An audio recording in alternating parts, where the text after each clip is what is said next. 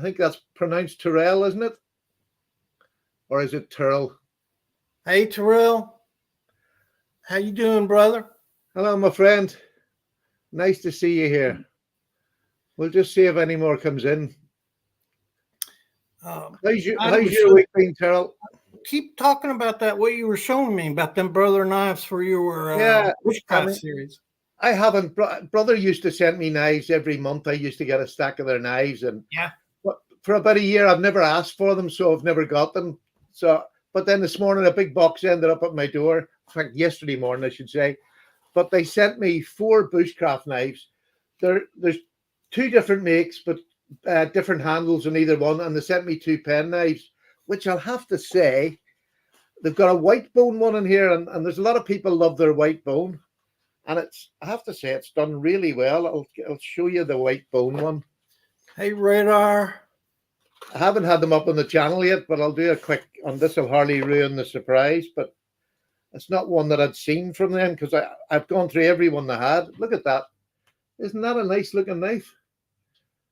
Strangely, the shield, they have a screw going through it, which is one nice for keeping the shield in, but it just doesn't look, it takes that traditional look away from it for me. But it's a big blade. Yeah, that is fantastic. Isn't that pretty? Now, saying that, it's got a half stop, but it's a bit of a thuddy, doesn't really, but really good, walk and talk. Not bad. And, That's a big old knife too. yeah, it is. It's about a 3.5-inch blade, I think. No, well, no, it is. It'll be a 3.5-inch blade, and I'm just going to get that 3-inch limit if you want to push it to the wire. Mm-hmm. But it is a nice big knife now, I'll have to say. Lovely camp knife. To have that in your pocket to do your veg or do your spuds or whatever, I think is a nice knife. But yeah, it was a nice surprise. Because with the 2 bushcraft knives, it means me and Justin can actually test one when we're out doing an outside video and then talk about each other's knife, what we thought about it, which gives a better sort of overview of a knife. So, what's the other one? The other? Yeah, the other. There's a micarta, one of those. Exactly the same, just micarta. I'll show you one of the fixed blades because I actually really like, there's one that I really, really do like the look of. We're getting a scoop here. We're scooping Patty. We're getting him before he can do a video on it, guys. Yeah. This is hot news here. This is going to be on 5 o'clock news. Right. This is one that they sent me, and it comes with the lockback, and they're not dear to buy. Although over here you have to buy them from AliExpress, but it's free shipping. You might have to spend a wee bit on tax, but that's it. They're per buttons. But look at that knife. And it's stonewashed heavily. Can you see that there? Really heavily. And it came as sharp as a razor. Lovely micarta handle on it. Not over thick, but you've got enough shape there. It's only a small, bushcraft knife for around the camp. I just think it's lovely. You've got one like that, don't you? Don't you have one of your bushcraft knives? That's thicker, though. That's thicker. Yeah. Listen to this. I mean, that's a super connection. But this is my favorite, and it reminds me of I had that with my wife, It reminds me of an essay or something, doesn't it? Mm-hmm. It's a lovely looking blade. Lovely in hand. It's it's thick, but it's not really contoured. But because of that forward choil, it makes it just a fantastic EDC knife. Or, just a simple camp knife, which that is me all over. And a simple camp knife, that is so comfortable to use for most tasks. Yeah. And it's got G10, and I think the other one got micarta, but it's really heavily lined here, so you get a really positive grip. And the only thing I don't like is I don't like those little triangle ends. You're not going to be punching a lot of glass out there in the woods. Yeah, no, but I mean, if you, I suppose they put it if you want to crack nuts or do, and I mean nuts from a tree, not a human nut. So, but yeah, you could. It doesn't affect me. You don't see it. Doesn't feel your hand. I have a large hand, and that's it. It's not even. What I'm trying to say is I like that. I like it square back there, so you can punch a tent peg or something like that. I agree. Yeah, push a bug. But yeah, it's nice. And again, you get that, and you get a smaller tech lock. I just think for the money they're asking for these, and to be honest, I'm not saying because I really don't know. I need to check it up before I do my review. But I would say there wouldn't be much more than 40 quid or something. Mm-hmm. Which is pretty good for a. But this one now is a bit bigger. I showed you it. It's more of a. It's got a nice pommel in the back of it. Can you see that? Yeah, that's what I like right there. Yeah, that's perfect. It really is for a heftier knife if you want to put your pegs in anything. So that was a nice wee surprise from nowhere because I still haven't bought a knife in over a month now. Well, you got 6 of them. Yeah, 6 in one go. And I've got another couple coming from Rosecraft Blades. They're 2 new ones. And I'm really, the 2-bladed one, I'll see how that goes. But the single-bladed one that's coming after it, oh my goodness, it looks absolutely amazing. Yeah, I want to buy that new one. Yeah. I like a single blade, as you know, and not the one that's coming after the what you see these names. I can't remember the names these companies give the knives. I don't know the name of that. I'm gonna look it up right now. There's the 2-bladed one, and it looks like a really good big work knife. But and using them words, work knife, makes me sort of, I don't know, not really something I'll probably pocket carry, to be honest. Well, a lot of their knives are in that 3 3/4 inch range. Well, that big one and the new one, I think they're 4-inch. I'm looking for that new one right now. These are all seconds I'm looking at. The Briar Patch. It's an equal end knife, the Briar Patch. Yeah, the Briar Patch, but it's the one that's coming after that that's really got me, I have to say. Let me just get you the name off it. I'm not going to show pictures because I don't know whether I'm allowed to or not. It's the Nola Chucky Jack. Yeah, Nola Chucky Jack. It looks flipping gorgeous with brown bone on it as well, smooth brown bone. This looks green. Well, it says now in the blurb that I got, it said it was brown bone. But there's quite. Is that 2 different versions of it? See it? No, that's it. The same one. I think but it looks kind of green. Let's see what it says. Inspired by IXL. Yeah. It says moss brown. Yeah. Well, there you go. Moss brown is a greeny sort of a color anyway, wouldn't it? Yeah. But it looks lovely. I have to say, I can't wait to get that. I think that's going to be my favorite. And it's hard to say that with these knives because there's so many of them I like. Yeah, that's that's kind of like your English. It's 4 inches though. Yeah, it's a big blade. But it's only a 3-inch blade, so yeah, 4-inch handle, 3-inch blade. So it's UK legal, which is the nice thing. Yeah. But that to me is a proper work knife. That would be my main EDC. I wouldn't need to carry anything. I will, but I wouldn't need to, if you know what I mean. Yeah. Hello to everybody. There's Radar. How you doing, buddy? Man. It's just Radar and Terrell, but that's okay. That's all we need, guys. Absolutely. So, have you got any questions, or is it the grey bone? It is a big knife. No, it's brown, moss brown. Looks green to me. Yeah.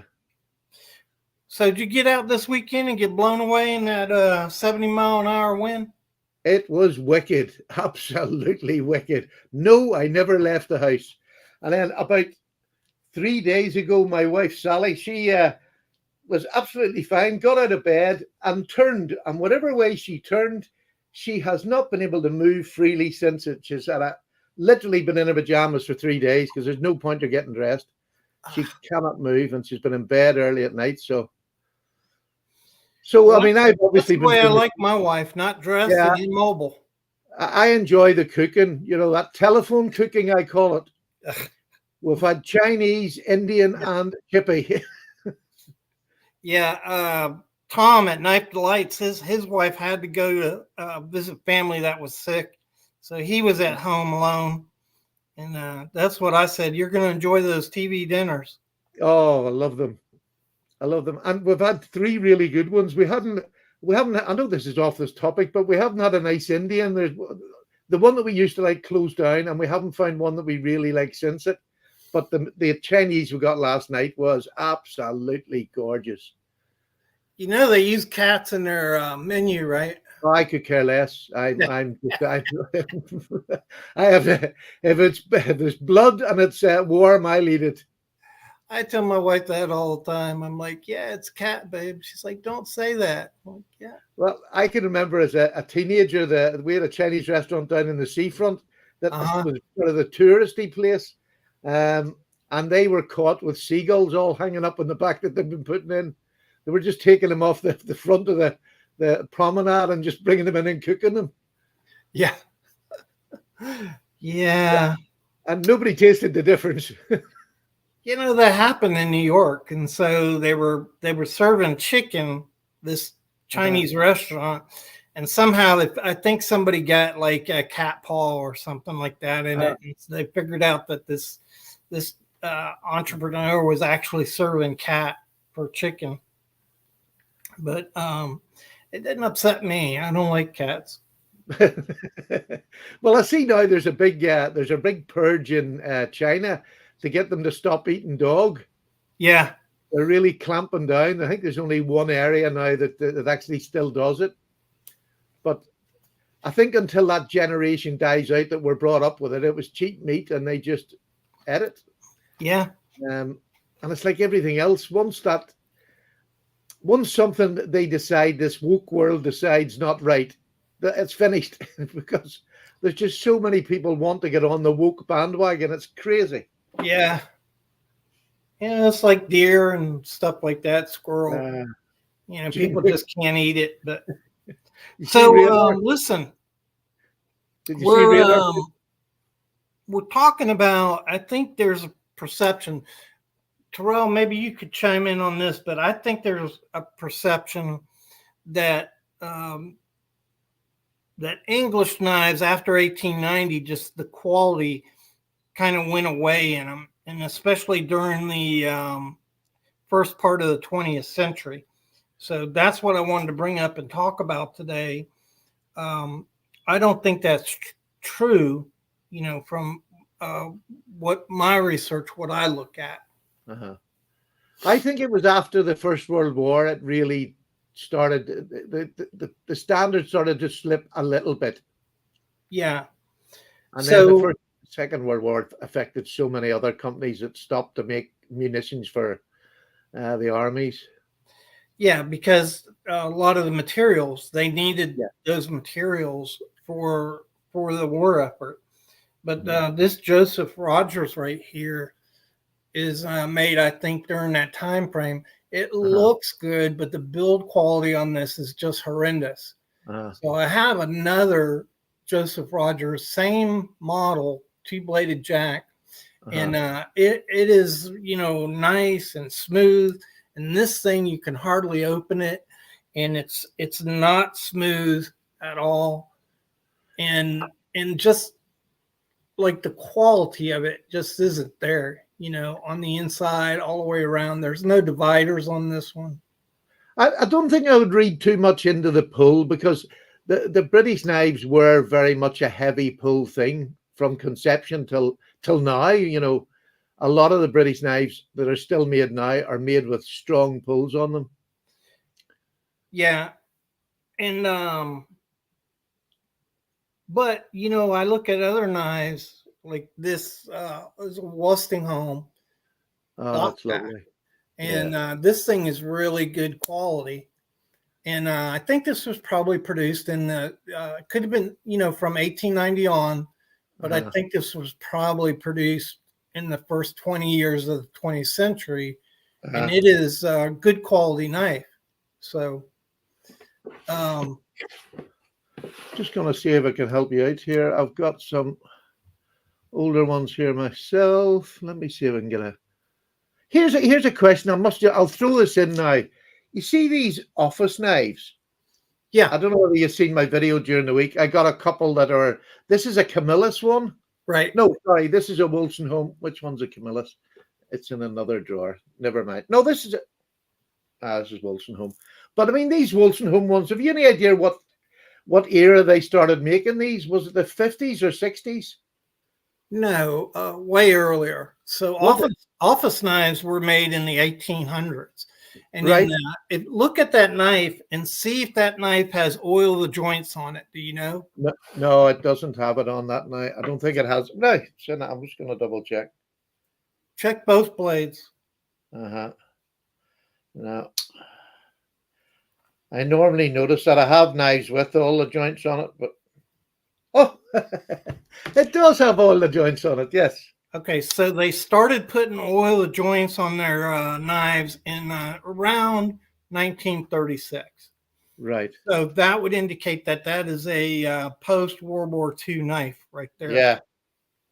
And it's got it on my other one as well.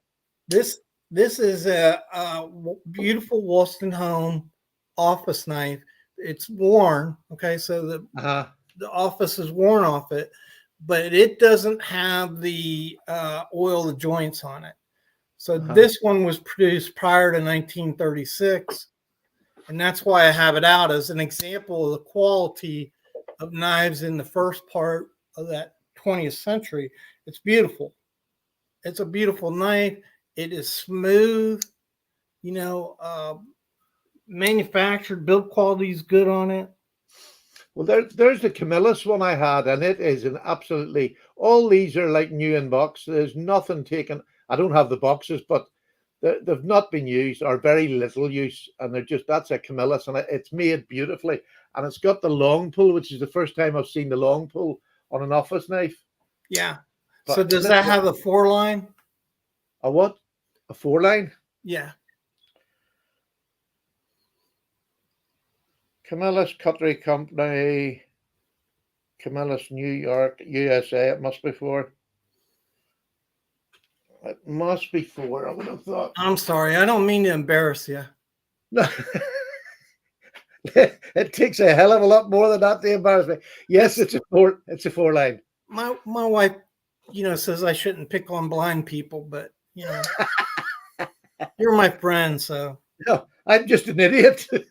Okay, so 4-line Camillus, you're talking, usually that's pre-World War II, extending into World War II, and towards the end of World War II, they went to a 3-line, so around 1944. Oh. So that's a pre-war Camillus, probably. Yeah, I have to say they're a little bit older than what I thought they were. I thought they were 50s, maybe 60s, but that's nice to know that. And that's the sort of information that you keep in your head that I don't, and that's why I enjoy talking to you. We talk a lot offline, and I enjoy finding out simple little things like that. I don't need exact dates. It's not something but if I got an era that it's in, then that makes it nice for me. Yeah. How you doing there, Clay? Glad to see you, brother. BDH, I think I might. Go ahead. Just while we're saying it, BDH, I think I got one of his knives. And one of the office knives might have belonged to him, but I got them as a gift from somebody else that he knows. I don't know whether he's seen my video, but go back and look at my office knife video. It's just out a couple of days, and let me know if it is yours. Because I got it from a friend of yours, and I did mention you. I have to say, I did mention you. I kindly got his collection. And Western made a good knife. I like their knives. BDH. So I've got a few of them. They're just fantastic knives, German knives. But here's a, what is this thing? This is a Thomas Turner, and it's a yachting knife. And you can see the 3 blades. It's not very big. Really unusual, a knife this small to have this marlin spike. Oh, it is a small dinky wee marlin spike too, isn't it? It is small. And this is nickel coated, so it's all nickel coated right here. Lovely. And just pristine, right? That's the thing about nickel coating. It's very corrosion resistant. And again, that's going to date to the first part of the 20th century, and very early, a matter of fact. Oh, Kathleen's in there. Hey, Kathleen. There's a lovely Wolstenholme. Again, I got this brand new, never used. It's in mint condition, and one of his high-end ones with a super reflective blade. But that would be more modern. I'd call that a coffin pattern too. Oh no, I think it's a swell center, right? But it's square at the end. Yeah, the coffin I always get with it. I call when they've got the slant on either side of the bolster. Yeah, the kind of octangle. Yeah, but they were also square like that, and they came out like a coffin. Yeah, because I mean there's a Jack Wolf coffin. That's what that one have that. Right. I like that. I like that. I'm trying to see if we got any older George Wolstenholme ones. So you were telling me about that book earlier, right? Yeah, I have to say, now I got this the book on I think it was eBay or Etsy in the UK, and there's the book.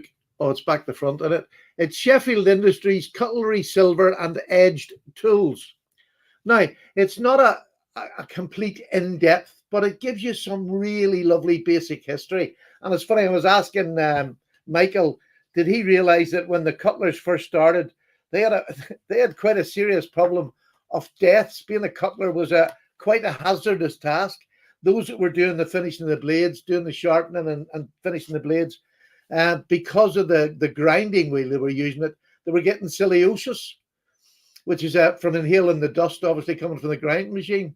And that didn't change until sort of later in the later part of the 18th century, I'm sure. But I just found out an awful lot simple things about cutlery. And when the cutlers started, they had a cutler's charter, and there was an earl in charge of it. He made the rules up on what they had to abide to.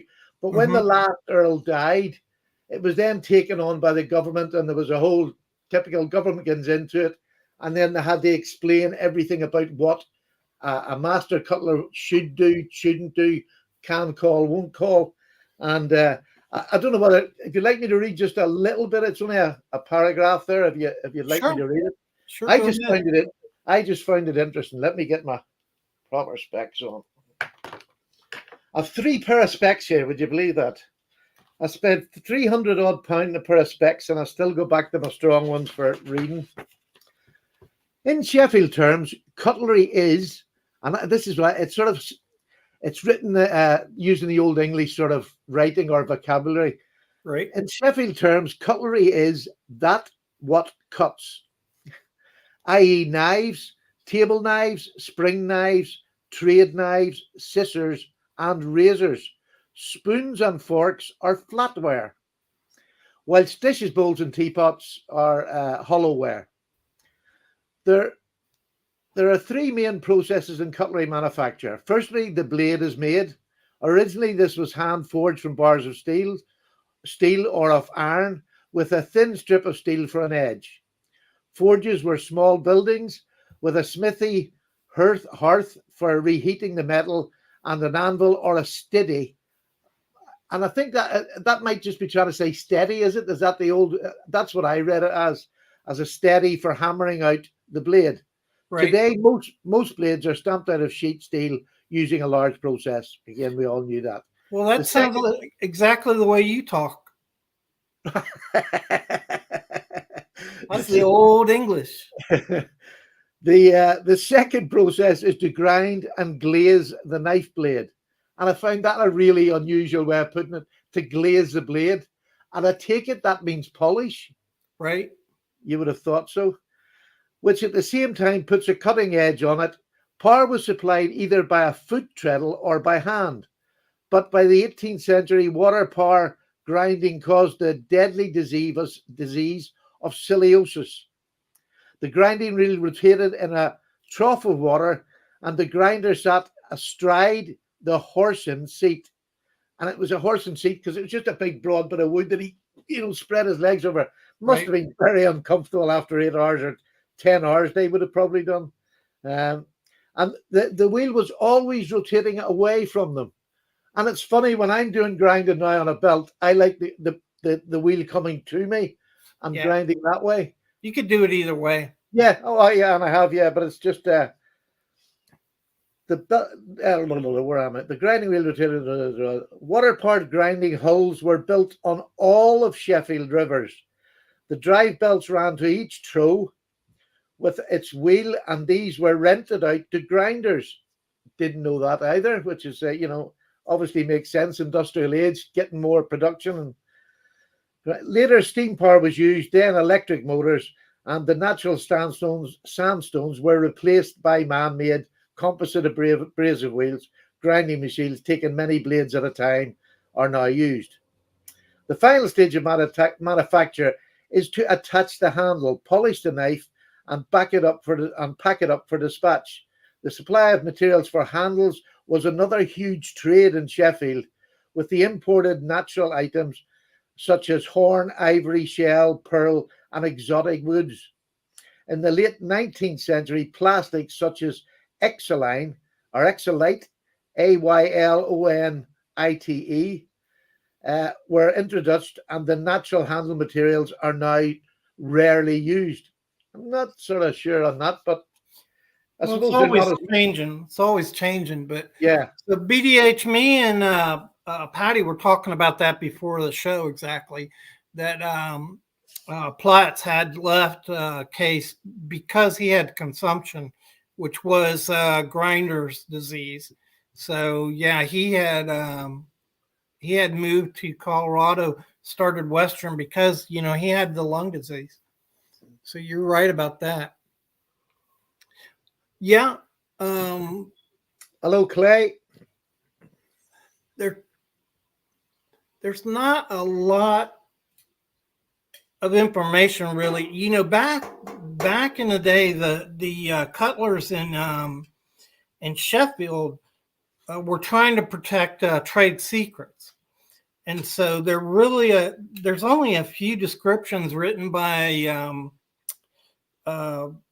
newspaper reporters on the process that they actually went through to make their knives.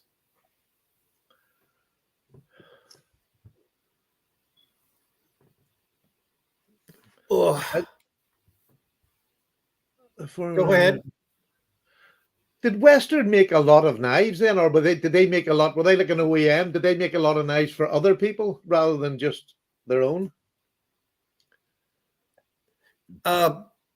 Initially, he was a jobber. So he went out in 1911, and it was 1920 before his factory was built, and he actually started making his own knives. So he jobbed and got knives from Challenge Cutlery, Utica, Case. Case was probably one of his main suppliers, and Cattaraugus, so New York Knife Company. So the first Western knives were just a bunch of different knives, that he produced the knives from. So he wasn't a knife maker himself. He was an expert knife maker. Right. So his father, Charlie Platts, helped form Northfield Knife Company, and stayed with them for like 16 years. He went on. He was at a bunch of different major knife companies, and he left Northfield to go with Cattaraugus. And then he stayed with Cattaraugus from 1893 to 1897. And all his sons was working for Cattaraugus. Cattaraugus was training them. And so he decided to go off and make knives himself. And initially, C. Platts and Sons started in Gowanda in the old Shatton Morgan factory. That's where they first started making knives. But it wasn't too long before he moved. His son, C. Platz's son, was married to Debbie Case, and she talked him to moving to Bradford. And C. Platts actually merged with W.R. Case and Sons. Right. Oh, that's interesting. Now. So when they were making their knives, though, they were known as really good knives. All those companies, they gained they gained popularity really quick, and it was because they made a good knife. Yeah, because I think Case, especially from their beginning, they were very much into making the better knife than most. Would I be right in saying that? Yeah, I think they learned that from JBF Chaplin. They had worked for Cattaraugus before they went out on their own. Yeah. And not only that, as a jobber, what you're doing is kind of connecting people. Usually, so a jobber would take an order from Patty's Potato Peeler Knife Company and have that made by another company. So Cattaraugus or Case and Sons or whatever. And but they also produce knives for themselves. So initially, the Case brothers were having knives produced with their logo, and then providing their knives to outlets that wanted to sell them. So it worked both ways. This is that Western knife I got in this week. That's beautiful, yeah. Man, this knife is a pre-World War II Western knife, and it is pristine. It still has maybe you could see it, I don't know, but it still has the original mirror polish on it. Yeah, you can. Yeah, man, I lucked out getting this thing. But Western's not a company that I've ever come across over here at all. I've never seen one for sale. Now, that's probably just my bad luck, but it's not one that I've seen. Well, I don't think they produced knives in the quantity of W.R. Case and Sons. And I mean, the thing to remember is over 50% of the knives in the U.S. was Imperial knives. So that meant all those other companies, Camillus, Cattaraugus, Case and Sons, Utica, Cutmaster, all the other companies build up the other 40%.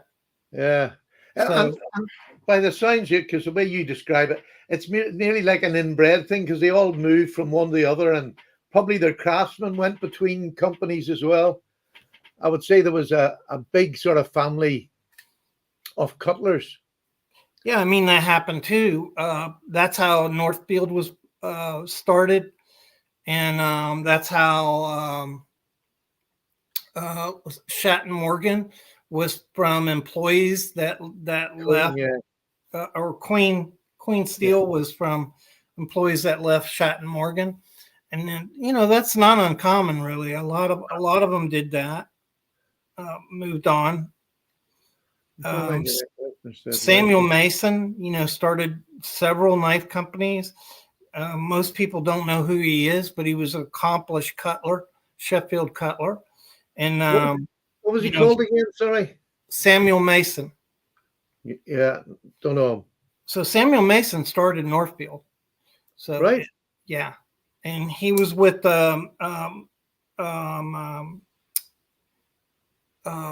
Waterville Cutlery Company before that, and before that, I forget the company he's with, some Connecticut company. But he came to America, worked for a couple companies, started with Waterville Cutlery Company, and probably is why Waterville Cutlery Company was so successful, because he was bringing his Sheffield expertise to them, and then he left them and went to Northfield.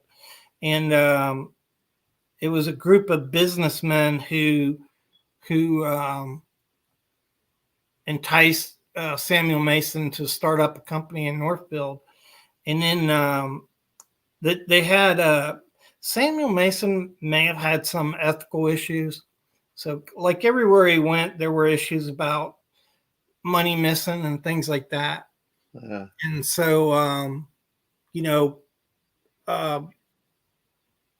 the financiers in Northfield let Mason go in 1865 and hired Platts to take over the company. So that's how C.W. Platts got running at Northfield. But anyhow, hey, Big E, brother. Hello, mate. And Mont Dodge? I've never heard that name. I have to say I don't recognize that name, and I'm not sure I recognize Clay. I recognize Big E. Monty Dodge. Yeah, brother. Welcome to the chat. Just great to see new people to me as well. I just love it. New people. And don't forget, please ask questions, or like BD8 there, if you've got information that relates to what we're talking to, shove it up there, because again, if you like old pocket knives, you want as much information as you can. So please just put any information you have up. And it doesn't matter whether it's right or wrong, because we can talk about it. Because as my friend Michael will often tell me, nice thought, but you're wrong again. So it wasn't exactly like that. No, that was much ruder than that. Yeah, it was a slur on my Irish tendency to be stupid. Well, it's not stupid. I'll tell you what, I do a lot of research. I spend a lot of time going over things. And like this case thing, it's hard to digest. I mean, I did that video on early case history, and it's just phenomenal how connected those companies were. I haven't watched the case video yet, so I'm looking forward to that tonight. I don't know how good it is. You know, it's very confusing. It's confusing to me, but I wanted to put it out there. I wanted people to see that it was a lot more complicated than what people think. People think like the Case brothers, the early case history is, you know, the Case brothers went to work for Cattaraugus, who trained them. They went out and started making knives. And that's not really the case. There was like 16 years before they ever started making knives. And, you know, the thing about Nebraska, they went out to Nebraska and Kansas and wholesaled knives. I had never seen that before, but I saw it from two different sources. So I know it's true. And we just don't know a lot about that, what they were doing. What were they doing out in Nebraska and Kansas? Were they in a wagon selling knives like they did back east? Did they actually have a hardware store? Were they jobbing for other companies? You know, Clark Brothers was out of Kansas. So, you know, maybe they were jobbing for Clark Brothers. Who knows, right? But we do know they came back to the east to Little Valley in 1866 and then started jobbing, started having knives made in their tang stamp and selling them. I have a knife from Little Valley. Who's it by? I can't remember. Cattaraugus. Is it Cattaraugus? Yeah, I've got a Cattaraugus. I've got one Cattaraugus from Little Valley. It says it on it. I think I remember your knives better than you do. Probably. I have absolutely no argument to come back at you. Seen that Cattaraugus. Hello, Mark. There's Mark Herrera in. Nice to see you in. We're just talking anything old knives. Thanks for showing up. I did it took me a while, but I finally did a video on Big E's open tag, you know, knife wars out in the woods. And that was last week, wasn't it? Yeah. But what's funny is if you watch that video, you see you got to be careful when you give Sherry a knife, because she just goes crazy. And you can see her like I wanted to imitate a knife war, right, between me and her. And so I took the video of her, and she takes that knife and she starts coming at me, boy. And she's not slowing down. And I'm like, babe, you know. My Sally is exactly the same. If I'm in the kitchen and I'm annoying her while she's cooking, she just reaches for the cutlery drawer, comes out with whatever knife comes first, and then she'll try to stab you. The amount of times my reactions have been faster than they should have been. Yeah. And if I hadn't have been, I'd have been stabbed. Yeah. Sherry's favorite is a frying pan, man. She'll pull that frying pan in a heartbeat. Yeah, and I do like to annoy her in the kitchen, I'll have to say. Yeah. Here's another example. I've shown this before, but this knife I can definitely date to 1920, and it's sterling silver throughout. It is it's gaucho style knife. It's a Bowie. Oh, and very high quality. How does that be called a Bowie? Well, it looks like kitchen cutlery, right? But they called these oh man, what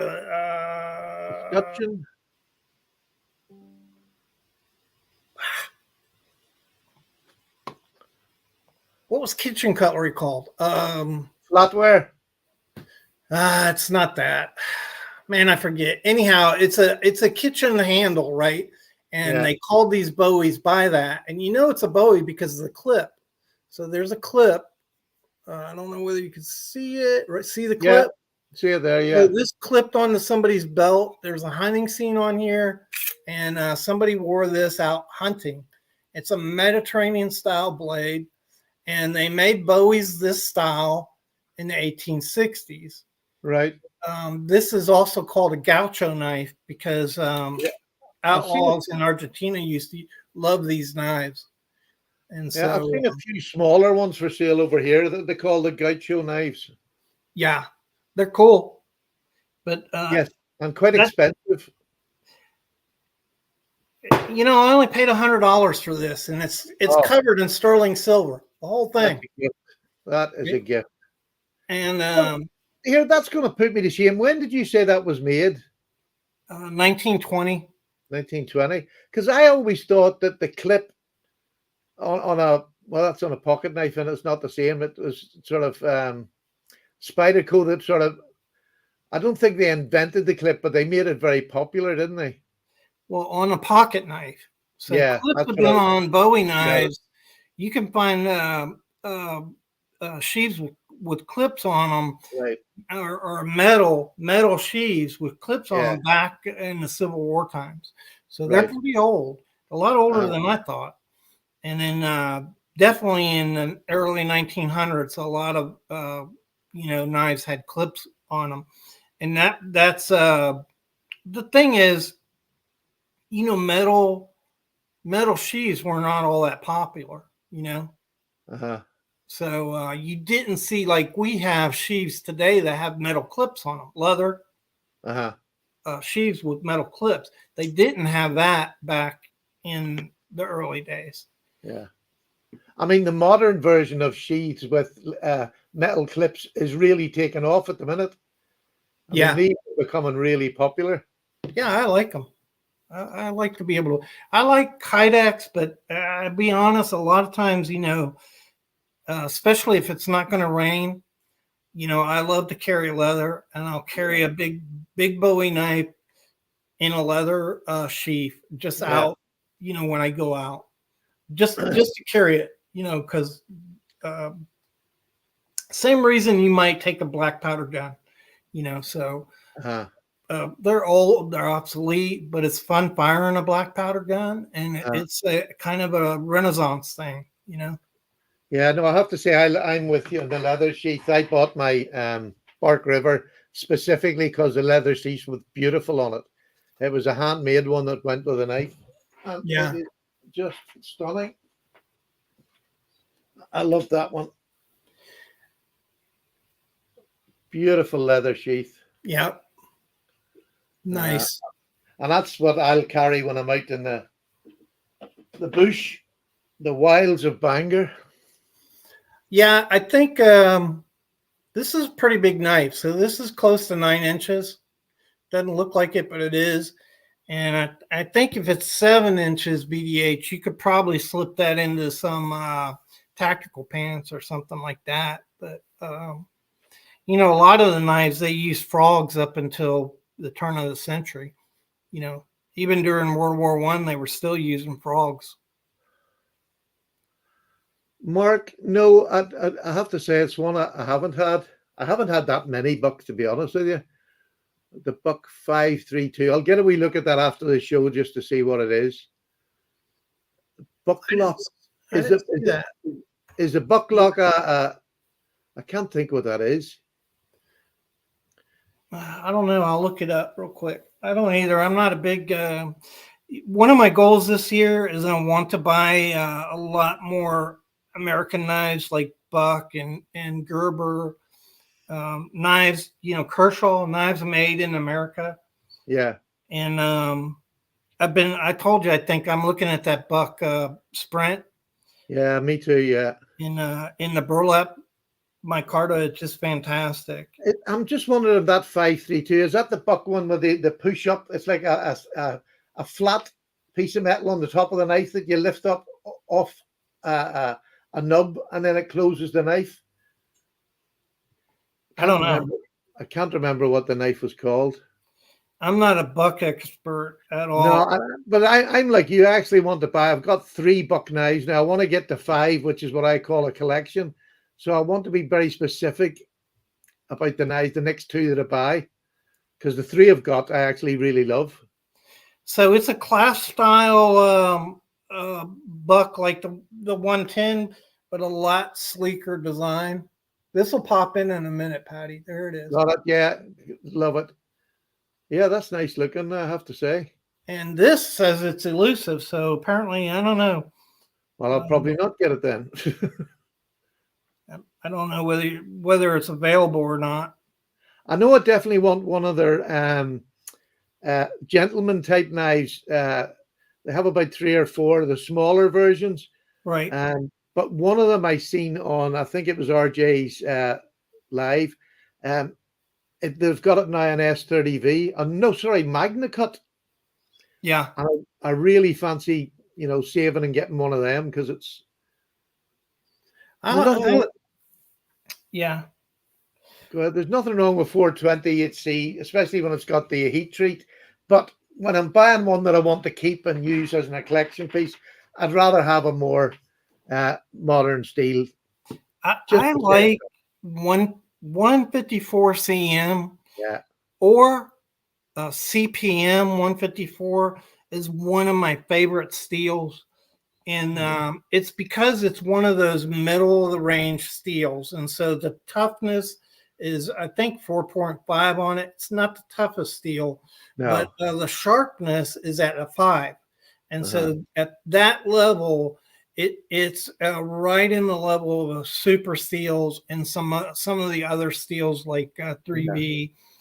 And it's just middle of the range, but you can put a wicked edge on it. It's a fine grained steel that's easy to sharpen, even though it's kind of hard. It's easy to sharpen, and I love it. And I mean, CPM 154 is better than 154 CM, but I just think it's a great steel.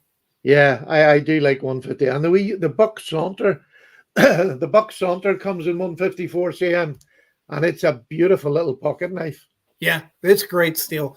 And Mark said that Warthog has a video on that 532 if you want to check that out. And now that he said that, I can now remember what knife he's talking about, because I've seen the Warthog one on that. Mm-hmm. I think he has one in a green bone as well.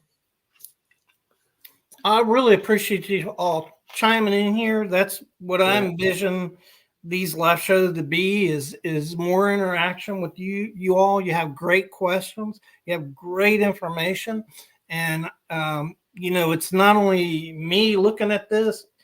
Down the road, other people they'll look at your comments, and it just you learn so much more, because I have a certain skill set, and Patty has a certain skill set, and BDH does, and Mark Herrera. So, that's what combining knowledge is all about, is just learning from one another and being a community.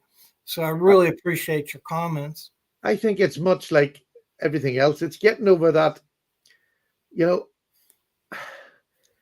saying I don't know is such an underrated statement because you learn more by saying I don't know, please tell me, than you'll ever do on anything else, I believe.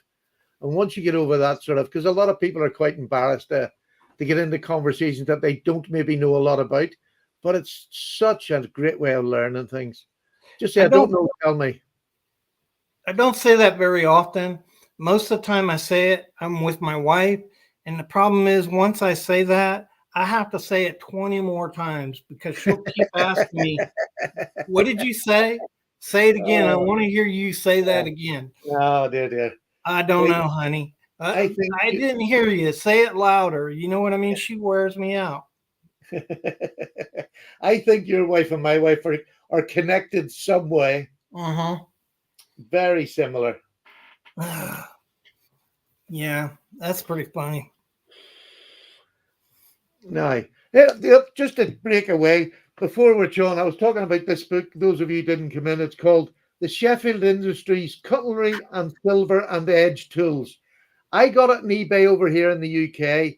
It cost between £10 and £13, something like that. Obviously, different sellers have got different prices. It's a great little book, but one of the pictures that got me is the, let me just get I've got my glasses on here.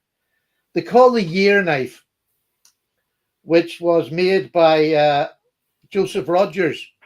And let me just get the other date. It was made in 1821, and it has a blade on it of each year of the Christian era. And there is a picture of the knife. It's in a museum. Keep that up. Keep that up. Okay. Look at the blades on that knife. Now, it was completed. It was to finish in 2020. It's now been completed. And it's just, look at that. Can you imagine setting out to make something like that? I mean, people moan about making a two-bladed slip joint. I'm not sure the total. What was the total blades? Let me see if it says it here. It actually doesn't say it. But I suppose 2000 would be the answer because it was from the it was the year from the Christian era, so from 0 to 2000. Well, it would have been 1,821 blades. Right. From the Christian era. Yeah. Well, there you go. We're at 2000. Okay, they weren't back then. All right. I'm quite happy with that. That'll do me. But I just think I would love to see this in person. That's one of my bucket lists, is to go and see it displayed in person. Yeah, it's in the Hall of Cutlers in Sheffield. Yeah. It's amazing they still have that. Yeah. And it looks to be in complete mint condition. It's obviously been well looked after. A private collector, I forget who it was, bought that. And then it was donated to the Cutler Hall in Sheffield after they bought it. That's pretty cool. Yeah, I love things like that now, I have to say. What I've been doing as well, I've been watching, especially YouTube's a great font of information. I don't retain a lot of it, but I love going and watching the old videos of the old English masters at their craft. Yeah. There's some great videos out there. Just type in, old cutlers from Sheffield. And some of the videos, you see where they work, and they worked for maybe 50 odd years. And, a prison cell was probably bigger than what they made their knives in. And it's just amazing that they kept it up. And a lot of what I found out recently is a lot of the really good English custom knife makers, they started off maybe as little messers, but then they go on to make their own knives. They didn't take an apprentice on. They did not want to share what they knew with an apprentice. So a lot of them boys died without having passed their knowledge on to somebody younger. And I find that such a shame. And I just wonder if it was, I've heard that a lot do it, but I just wonder if that really was that enhancing the downfall of the English cutlery rather than the knives being bad? Was that knowledge not being passed down by so many cutlers affect the end of it was very nearly an end of an era of knife makers in Sheffield? I I think that the downfall, that's what we're talking about, the quality of English knives at the turn of the 20th century. I think the perception is that it had fallen. What had fallen was the knife industry, but one of the things about Sheffield, you could look at the conversations they had. For instance, the board at Westinghouse, the board of directors was saying we need to modernize, and they were still saying in the 1920s that we just need to make a quality knife, and things will handle themselves. So I don't think it was necessarily the quality falling. I think it was demographics. I think people were mostly rural and moving to urban settings and needed knives less. And so the demand for knives were falling, and the knives that people wanted, because they didn't necessarily need a knife that would last their lifetime. And so they were just needed a knife to open a letter or something like that, or cut some fruit. And so they were going for the cheaper knives. And the people that made the most money in the 20th century was people like Imperial, who made inexpensive knives, and Richards of England, who made inexpensive knives. Yeah. Richards went on to be the top knife company in England. That's crazy. They're still making knives under that Richards name now. Yeah. And it's mostly souvenir knives and things like that, very cheap and inexpensive, but they sell lots of them. Yeah. But I mean, some people, like Westinghouse always stuck to their quality. Joseph Rogers and Son always stuck to their quality.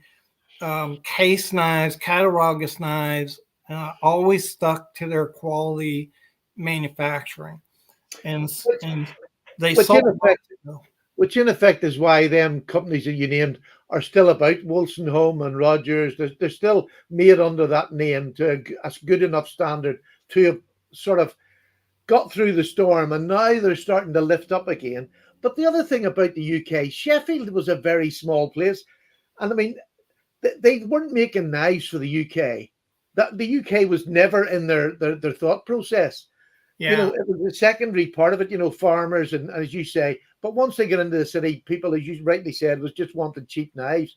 But it was the knife market that closed completely from the UK to America. They were we sent the Bowie knives to America to go through all that history and excitement in America. But they weren't selling any over here. They weren't made for here. All the knives that these top companies were making were for UK buyers, or for USA buyers, I should say. That's true. That's true. And once you took that away, there was so many, like you quoted a figure earlier on, was in the 50,000 knife makers. Mm-hmm. Once we didn't have America to sell to, it just killed us. Hey, splitting slices. Glad you showed up. Yeah, I mean, it at some point you get to where you just have to keep downsizing. Yeah. And Stan Shaw worked for Westinghouse and left because during the 70s it was changing so often. He said he just got fed up. You couldn't keep up with the changes, and basically they were looking to make a less expensive knife. Yeah. And so he left.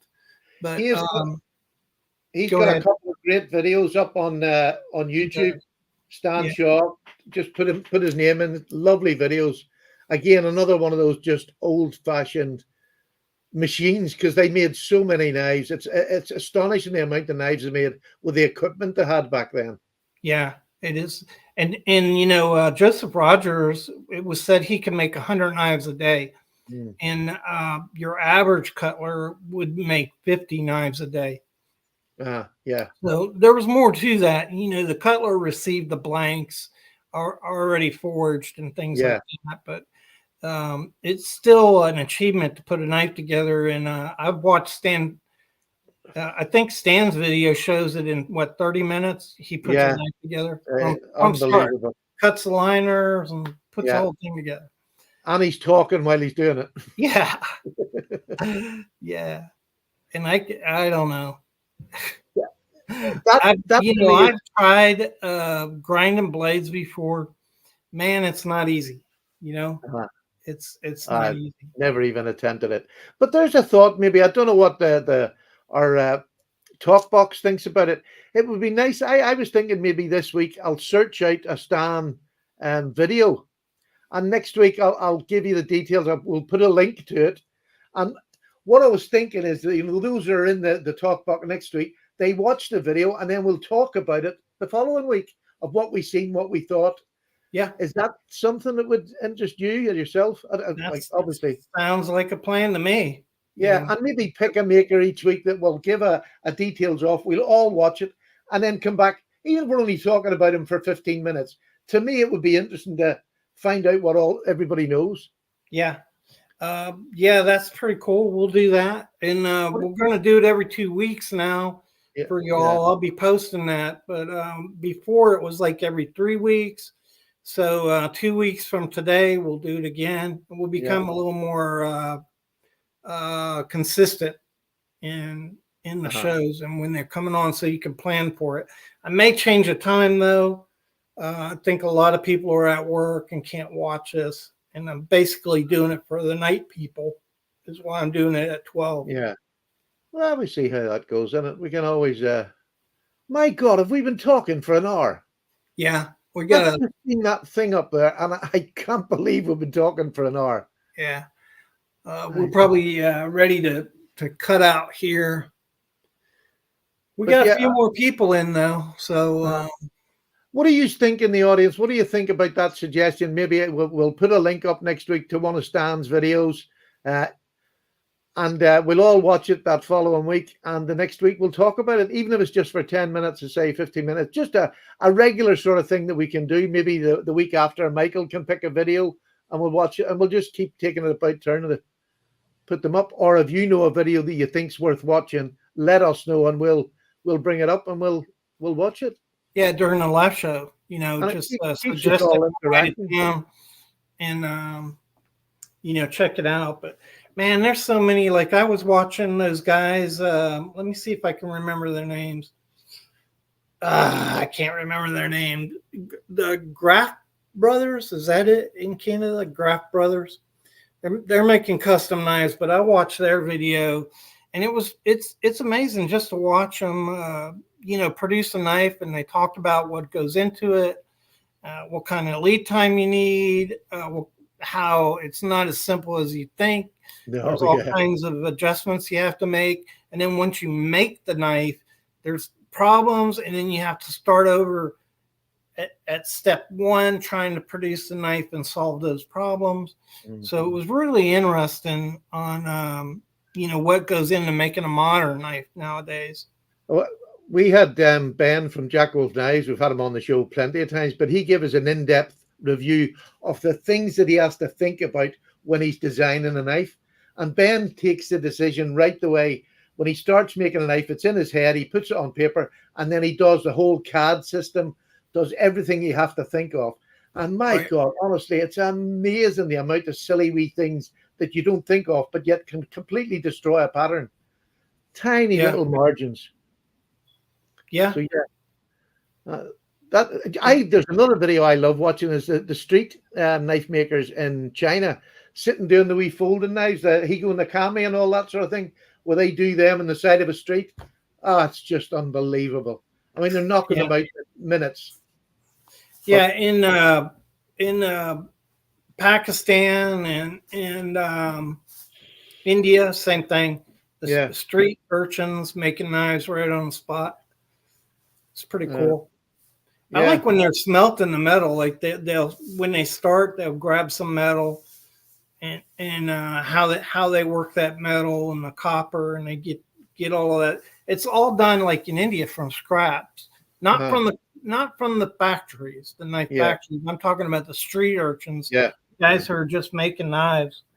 They just grab scrap metal and they build something from it. Amazing. I mean, you take that Higo Nakami knife. That would that would do anybody as an EDC knife. All right, it's not the most comfortable, but you're not going to be doing long tasks. It's just for cutting. Right. A quick cut back in your pocket. That's what we all do. Yeah. I mean, we all like to think we don't. We all do, a full day's work with a knife. Very few of us do that. Well, I used to years ago, but I did for a while. I did remodeling, and I had a Western knife. It was really hard to sharpen that thing. I couldn't keep an edge on it. I wasn't really happy with it, and I sold that thing for $5 at a garage sale. And I wish I still had that knife now that I'm collecting knives. But so yeah, there are guys who hard use their knives, and definitely. I got into it with one guy. I watched his video and I made a comment. Actually, he made a comment on my video. Is how it got started. But he's an EDC guy, and once we started talking, we kind of met halfway. But he's one of these guys who goes to work and uses his knife all day. Works in a warehouse. He's cutting boxes, and so there are guys who think, okay, you're not a knife user if you don't do that. But I mean, I've done that all my life, so now I'm not doing it. Yeah. It's amazing what people can tell you you're not. Yeah. So I'd be banned from this organization because some days I might use my knife once or none sometimes. Yeah. I've got them, I keep 3 or 4 knives on the table and use them for different things, during the day. And then when I go out, I'm using knives for everyday use now. I used to be carving on wood and I did finish work in homes, built homes from the ground. So I use knives a lot. Like when you're doing roofing, I did use my knife in roofing and cutting the shingles a lot. But I've had the shingles. I got out of that heavy labor, and then I was trucking, and then I used my knife less. But still, like a mud flap on a semi truck would break, and I'd have to. Those mud flaps are like a 1/4 inch thick of heavy rubber, and I have to drill a hole through it to put it back on the truck, and all kinds of different applications like that you use knives for. I used like my Recon knife. I used on some metal strap, and I needed to cut, and didn't think it was a good idea. But I used that Recon. I stuck that knife underneath it and pried up and cut that metal strap, and it didn't hurt the blade at all. No. That cold steel Recon is just a beast, So, yeah, but they were well heat treated. They were looked after knives. They might have been, reasonably priced, but they were really well made, and the heat treatment on all their knives was great. Yeah, it gave me a good appreciation for the knife, but sometimes that's the other thing is I rotate knives. So I would, I use a bunch of different knives that I have. Some Benchmades, I use them. Ontario, the Rat One, I use that. And so just a lot of different, applications. It's quite common for me to have 2 knives that I'll use during one day. So if you added all the days up, I've got 2 knives on me and used both of them. I mean, it just doubles the amount of knives that I've used. I mean, I love changing my knife. Depending on what if I'm going out, I'll take a certain knife. When I come home, it's usually something lighter or smaller that I'll throw in my pocket. And sometimes, like I got so used to carrying my Case Model 18, right? Little pen knife, carried it everywhere, carry it on me at all times. When I wanted to go and do something different, I wanted to try some of these modern slip joint knives and carry more. It's hard. It's hard to put that. I'm so used to carrying that case. It's hard to put it to the side. But, I like to do that. I like to rotate knives and check them out. Yeah, I never quite understood this. Your EDC knife has to be one that you carry and use every day. I don't fall into that category. It's like, I don't have the same cutlery that I eat my dinner with every day. Yeah. I have different knives that I use for my steak. I have different knives that I use for potatoes and, stew that I would. So in a pocket knife, I love changing my pocket knives. I always have done. And the thought of carrying one knife every day would. Well, I mean, look at Slippy. He's doing his knife video, his monthly EDC carry, where he sets them out ahead of time, and then there's a couple other guys doing that too, and that's a good way to do it. Like, it takes a lot of the thinking out of it if you just think ahead and say, yeah, I want to use these 5 knives, this month. I think that's a good way to do it. But I just more or less look at them and say, hey, I want to carry this. Yeah, that's what I do. I like getting up in the morning or last thing at night, picking what I'm going to carry the next day. But then that would change the next morning if I know I'm going to do something different that I might need a specific knife for. So I just carry what I like. Hey, Broke AZ and Angelo, glad you joined the video. We're fixing to shut it down though here in a couple minutes. Yeah. Michael did say if either of you turned up, he was going to stop the video straight away. That's it. That's what we're waiting for, Angelo to show up, because he'll get out of hand. Well, look, I've really enjoyed talking to you. Thanks for your input from the comments there. It was really enjoyable getting some of your questions. And like Michael says, that's what we want: more questions, more chat, and it makes it for a better show. All right, guys, we're going to shut it down for today. We'll do it 2 weeks from today.